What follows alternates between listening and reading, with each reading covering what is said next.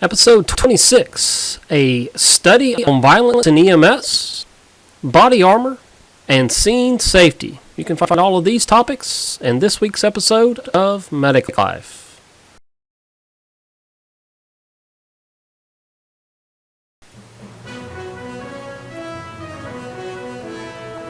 This is Medic Life, a weekly video podcast for EMS professionals, bringing you real-world knowledge about today's EMS with your host, John Newton.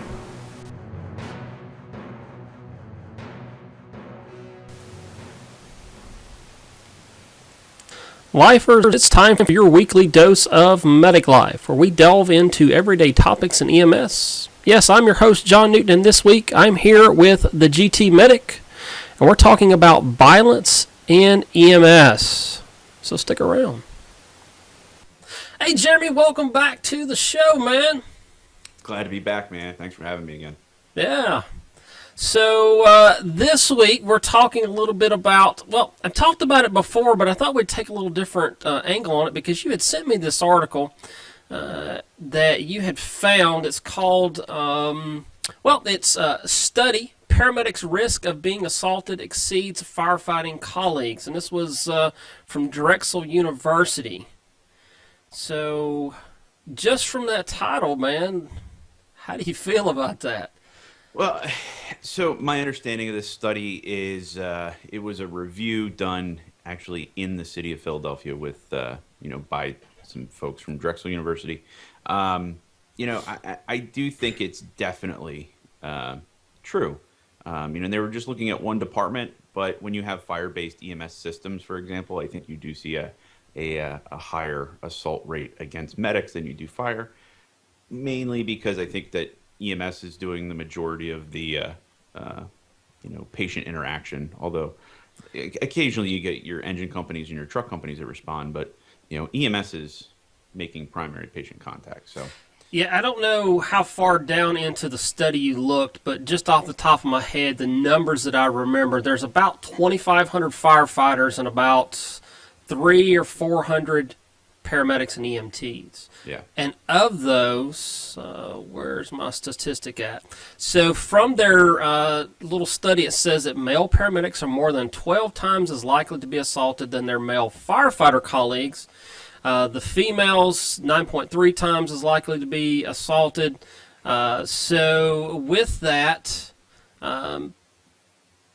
I forget the number, but if you just go off of the national standard, which is about 28% of paramedics are females, I think those numbers probably make sense when you go 12 times, 9.3 times. But still, that's just such a large number. Oh, yeah, absolutely. And I think what would be really interesting is if they did this, followed the same format and did a similar study in another location.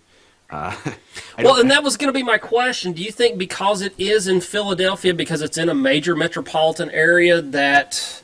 Well, I think they need to at least maintain a relatively similar metropolitan area, but maybe do this in an area, maybe, like, for example, do this in the South. I don't know. I don't know how much this plays a role, but, I mean, people in Philadelphia are pretty antagonistic. So all us gun-toting rednecks down here in the South, right? No. It's actually quite the opposite. I mean, when I lived in the South, I'll tell you what, people were a lot nicer, and I think it would be interesting to see. I'm about to piss some people off. You didn't live in the South. You lived in Texas, didn't you? Well, that's close enough to the South. I think Texas was part of the South during Civil War, wasn't it? So yeah, I mean, I just, it's. Okay, so fair enough. But I'm just picking, man. I'm just picking. No, I think it would just be interesting because, again, people in the Northeast part of the United States tend to be a little bit more antagonistic to begin with, and I'm wondering. It's cold up there, man. It's not that. That's not it. I mean, we're just rude. We're rude to other people. Wow. All the time. Philadelphia, man, the city of brotherly love, where no one cares about you. So I don't know. I just think it would be interesting to see if you get similar results in comparably sized cities with comparably sized departments. I think you'll probably find that, though, it's probably very similar. across the board. But I mean, we've been there. You and I have been doing this long enough. I've been assaulted. I've come close to being assaulted. I've had knives pulled on me. I've had guns pulled on me. I've had people bite me, punch me, kick me, spit on me, that sort of thing. Yeah. So Yeah. it comes with the territory, unfortunately. And I would say that the majority of those calls where someone did try to do something, obviously in an emergency situation, emotions are running high. And I'm not saying that that justifies it, but emotions are running high. Plus, a lot of the patients that we're dealing with are not in their right frame of mind. You know what I mean? I can't really hold someone personally responsible in a lot of these situations if they fell and hit their head and now they're combative. Like I can't. Yeah, you say that, and as soon as you said that, it actually reminded me of, and sometimes I tell my students about this patient that I ran a couple of times when I worked in major metropolitan, when I used to work in Atlanta. But it was really weird because this one guy, he was so, during when he was postictal, he was so combative. I mean, one of the first interactions with a guy that I had, we actually ended up having to basically do a psych takedown on this guy and kind of chemically take him out. We didn't paralyze him or anything, but we gave him a crap ton of Versed and stuff like that because that was our agitated adult protocol, because the guy whooped the crap out. And I'm a pretty good sized guy. I'm like 6'1". At the time, I was well over 300 pounds. My partner that day actually was kind of a little wiry guy, but the supervisor and the 6 other firefighters that was there on scene, oh yeah, he was whooping the crap out of us. Oh, and, absolutely. you never know.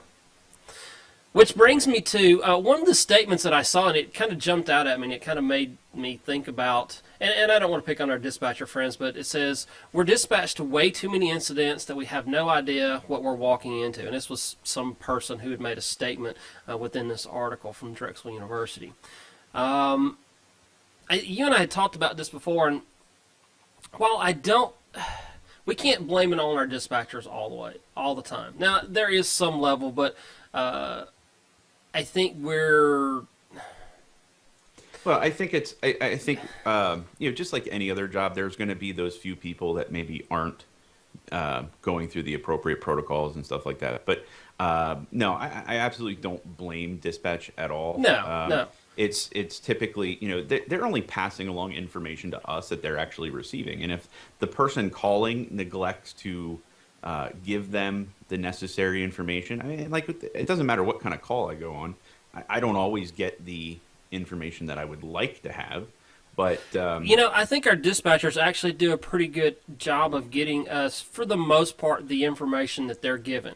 I was sitting here thinking to myself, and I was trying not to laugh, but I'd remember in grade school, I think we've all played the game where the teacher stood on one side of the class and whispered something in the student's ear, and then we had to pass it around, and the last person on the far end of the room, okay, what was the thing that was told? And it was never anything near what the teacher initially whispered to the first student. And sometimes that's what we're dealing with. You've got somebody who picks up a cell phone and calls and is telling a story. Well, it might be a second or third hand story, and then the dispatcher's kind of gonna pick from that. And I think back, we were talking before about this, and we were kind of prepping a little bit for this particular episode, and I got to thinking, and I didn't tell you this then, but I got to thinking about a call that we went to one time for a shortness of breath. And we showed up on scene, and there was a domestic situation, and the guy was shot.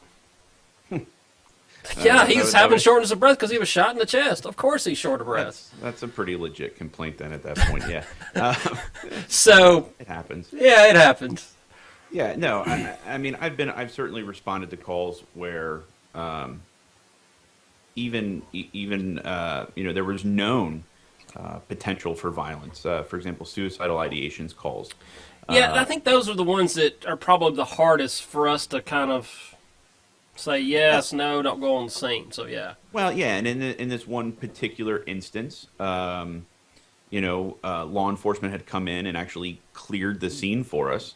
There was 4 sheriff's deputies there, and when when I was cleared in, I got on scene. This woman was sitting on her front porch, It was a little cold outside, so she had like blankets over her shoulders, and she had a blanket across her lap, and she had this little ankle biter like dog that was sitting there. And the dog was totally cool, was able to kind of just, shush him away, and he kind of went about his business. And then I started removing blankets from her lap so I could get her up, and sure enough, there was like this 38 snub-nosed revolver right there. Um, Wow. and this is after supposedly the scene had been cleared. So I took the weapon and casually walked it over to one of the deputies, and as a politically correct manner as I could do, as professionally, I guess I should say, as I could, I kindly asked him to make sure he does his job the next time. Um, and all in all, nobody got hurt. Everything worked out after that. But you don't like to get those kind of surprises, and the assumption is that once we've been cleared in, it is a safe scene. And so my philosophy ever since then, I drank the Kool-Aid going through EMT and paramedic school. I believed in all of that, BSI, scene safety. The reality of it is, scene safety only exists in the mythical world of the classroom scenario. In the real world, scene safety is never a guarantee. And you just need to have some situational awareness when you walk into these types of environments. It's funny. I've heard you say that before, and I laugh every time I hear you say that. But you know, it really is this mythical thing because BSI, scene safe. Is this my only patient? Do I need any additional resources? And as soon as we say that, everything is great and wonderful, but it's not always that way. You're absolutely right. So, we've been going here, I don't know, about 10 minutes or so. So, not really paying the bills, but we're going to step away for a few seconds as a little reminder for those folks at National Registry. All nationally certified providers. Yes, your recertification date for this cycle ends, as always, on March 31st. So pull out those cards, check your recertification date, and then make sure that you have the hours you need to recertify. Yes, those hours must be from April 1st, 2014 to March 31st, 2016. Hey, so we're back, still talking here with the old GT medic, Jeremy there. We're talking about, an article that came out from Drexel University, and the article is written about, the study is called Expecting the Unexpected, a Mixed Method of Studies Violence to EMS Responders in an Urban Fire Department. We were talking a little bit about some of the type of the calls there before the break. What do you think about call volume? Do you think that plays a role in? Well, just if you look at probability, then the more you increase the call volume, the more likely you are to run into these situations from time to time. What do you think about, though, our complacency? Just you're tired, you're on that 15th, 20th call, in that 12-hour shift, that kind of stuff. What do you? Exhaustion definitely plays a role in all phases of an emergency response, right? If you're exhausted, and there have been studies that have been put out to basically demonstrate that being exhausted is roughly the equivalent of being legally intoxicated when it comes to operating vehicles, when it comes to decision making and things like that. I gotta say, I haven't seen that study before, but there's some times that probably I should have showed that to one of my supervisors after that 20th hour running that 15th or 16th call. Yeah. Well, and so there are some departments out there that actually do have exhaustion sort of policies and requirements. But the problem is with EMS, especially if you're working 911, that's generally not an option. If you're running 20 calls in a 12-hour shift, then you're running 20 calls in a 12-hour shift, and nobody's going to say, hey, here's your lunch break. No, they can't leave people waiting. In the interfacility world, it's a little bit different, Hey, it's 12 o'clock. We'll be at lunch for the next 30 minutes. Yeah, it don't really work. Like, hey, you can dispatch the next call. We're en route, but we're going to stop and get something on the way or whatever. It happens. Obviously, we're not doing that for critically ill patients at that particular moment. If it's somebody that needs to get to a higher level of care like yesterday, then we'll forego our own needs at that particular moment and focus on the patient. But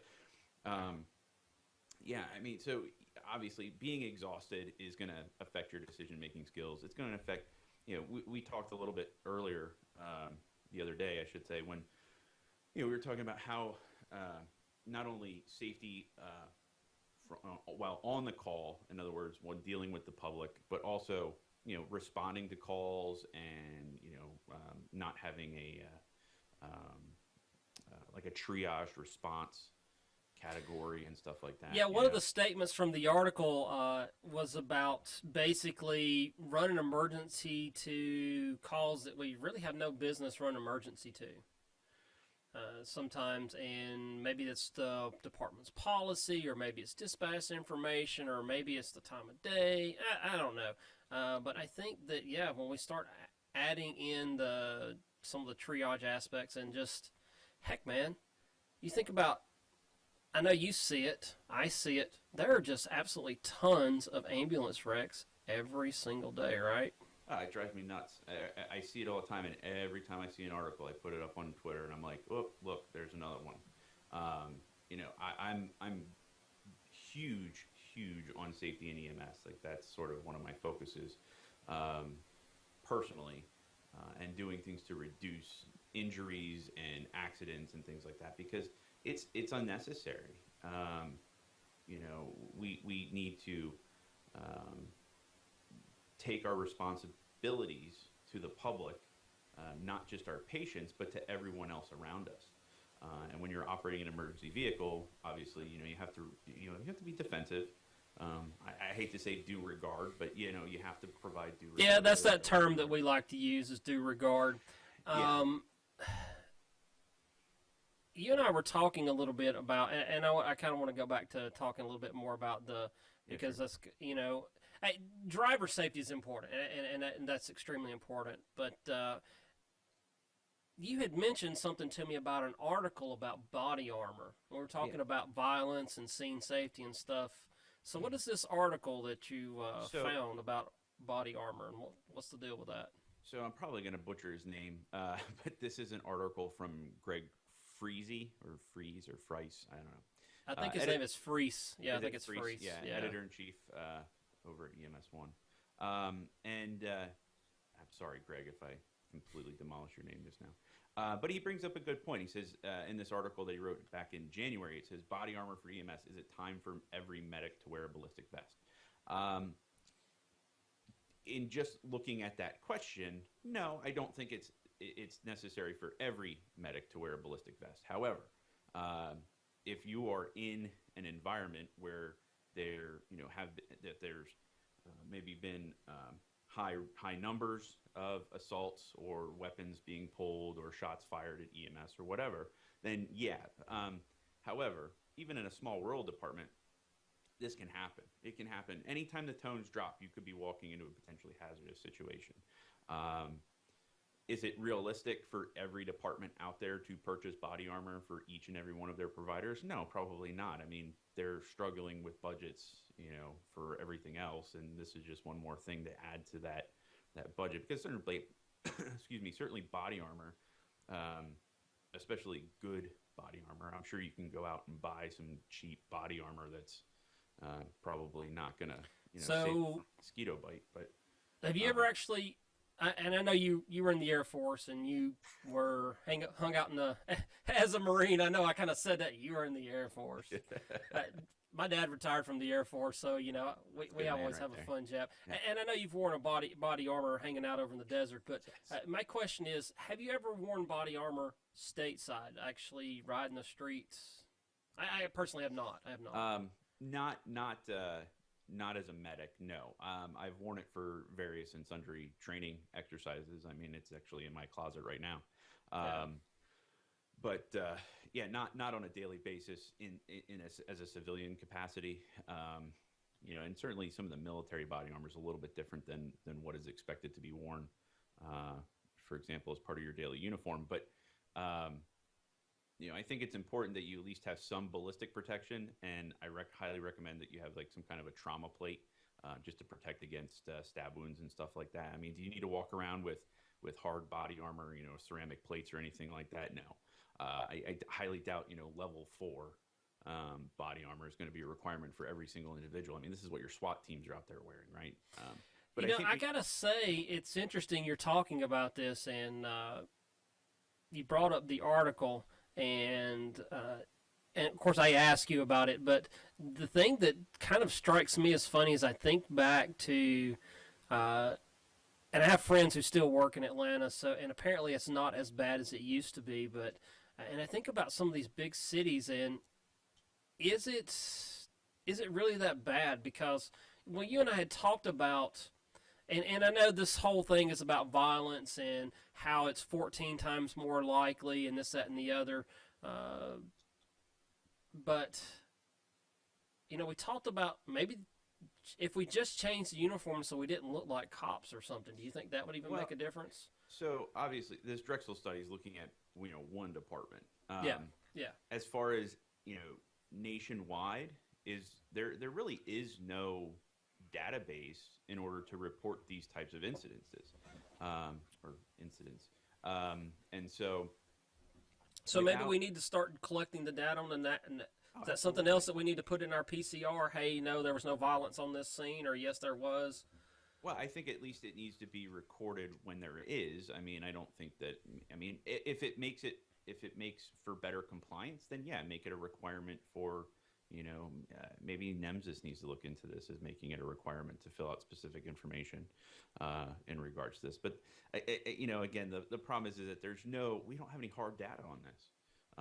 We can look at individual cities, and I'm sure a lot of your major metropolitan departments and even some of your smaller departments are probably collecting their own data. But as far as publishing that and making that known nationwide, it's just not happening.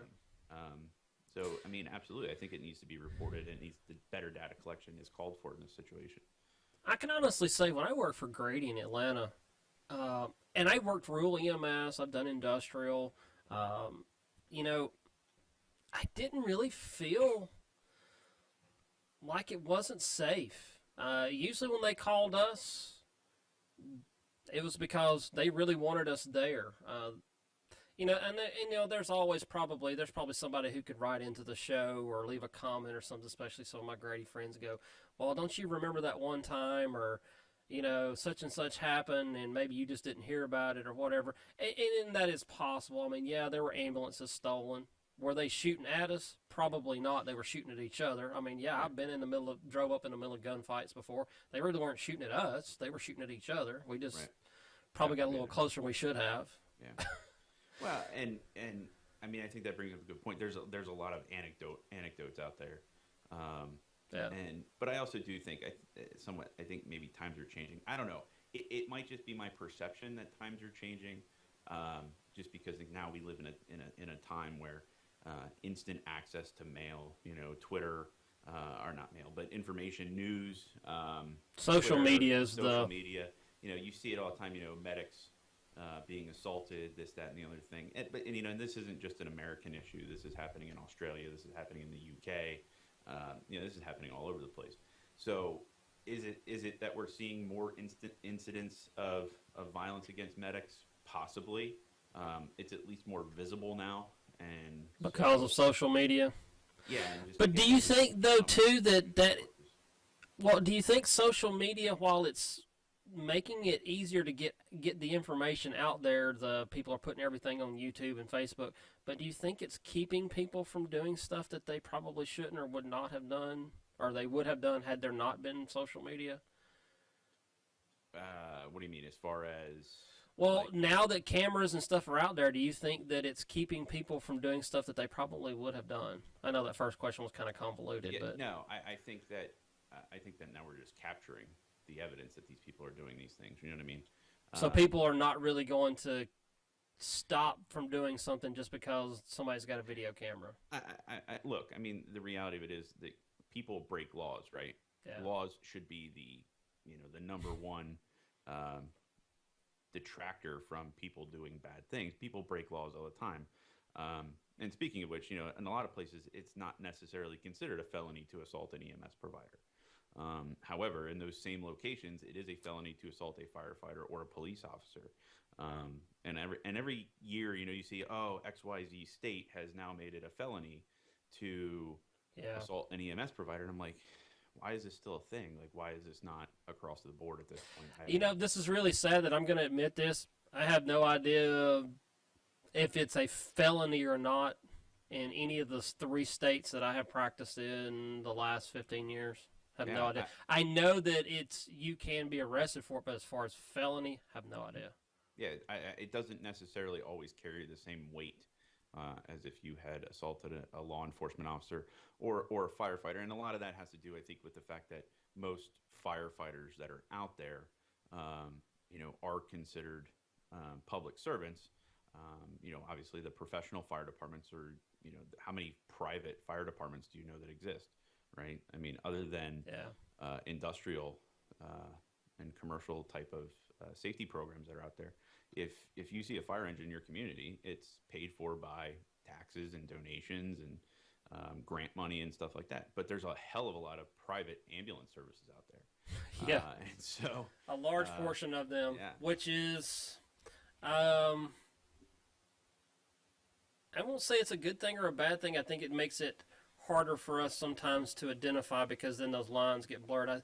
You say stuff about doing interfacility, and I think back of all the places I've worked in. I think EMS is set up a little different here, there, and everywhere, so there's no uniformity, and I think it's hard for us to collect the data, but also, okay, where is the problem? And I'm not saying that private ambulance service is a problem. What I'm saying is that because there's so many different types of services. So this study is about basically an integrated fire and EMS service. So if we took fire out of the component, what does that do as far as if we just said, okay, based off of the number of calls they run, what is the percentile that actually end up in some kind of assault, whatever, some kind of incident. Oh, yeah. It's far from a perfect study, and you could say that about any study, though. Yeah. There's lots of unanswered questions. So. Well, and the thing that they say about statistics is you can take the same set of numbers and you can argue both sides of the thing. But I think that, and not to knock, so this person that wrote the paper, her name is Jennifer Taylor. She's got a PhD and a bunch of other letters behind her name. Alphabet soup. And she's a associate professor for public health there at the school, and so she's somebody who is reputable and knows and can look at the information. So I don't think that they probably tried to skew it one way or the other. I think this is a good, honest thing. But I think, like you said earlier, maybe if we looked at other departments, smaller departments, bigger departments, departments in different kind of settings. But, violence in EMS, we talk about this. I've talked about this in a previous episode, and somebody's probably going to go, well, didn't you talk about this before? Well, yeah, but now look, we have some numbers, and then we think back to what has really been going on in the last 6 months, year, 5 years, last decade in EMS, and how is it really changing? Well, one area that may sort of contribute to this sort of violence against EMS is we're taking a different approach. We are entering situations that like you said, 10 years ago, it would have been stage and wait for law enforcement to clear the building or something like that. And in a lot of instances, we're going in side by side with law enforcement. Usually trying to stay back a little bit. To stay out of the line of fire, but we're entering hazardous situations. We're in the warm zone, and in some situations we have medics that are in the hot zone, and so I think that and these are not SWAT medics either. These are just guys that just happen to catch that call in a rotation. Absolutely.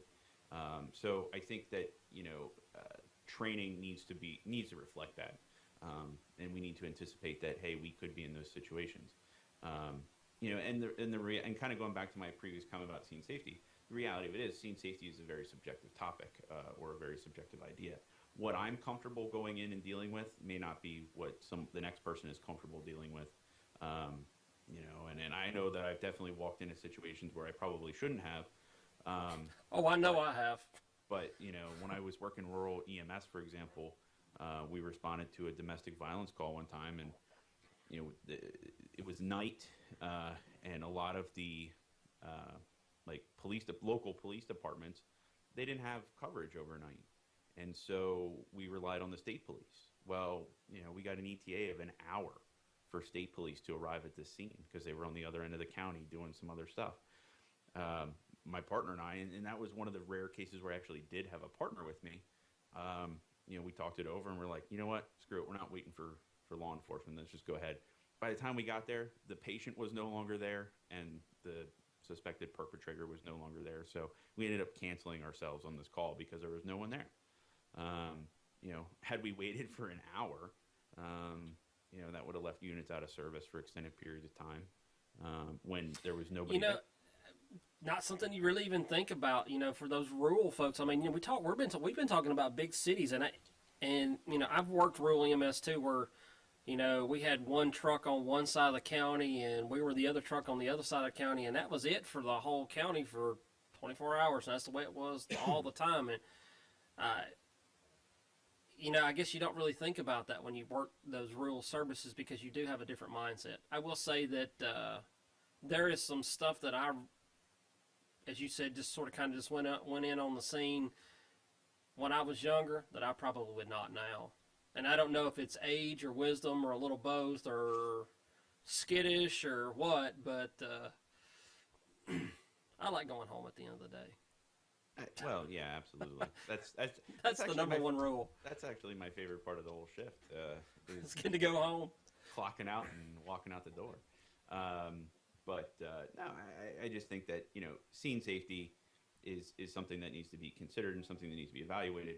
And even in a large department. So, for example, you're talking about a large urban department. You're not going to call law enforcement for every single situation. I mean, if you're No. EMS and if you're extremely busy, I guarantee you that the police department is 2 to 3 times busier than what you are dealing with. Major crimes and a lot of small things as well. So, you're gonna, we need to maintain a good balance. We need to maintain a working relationship, and we're going to develop a lot of resentment against us if we call law enforcement for every little thing that could potentially go wrong.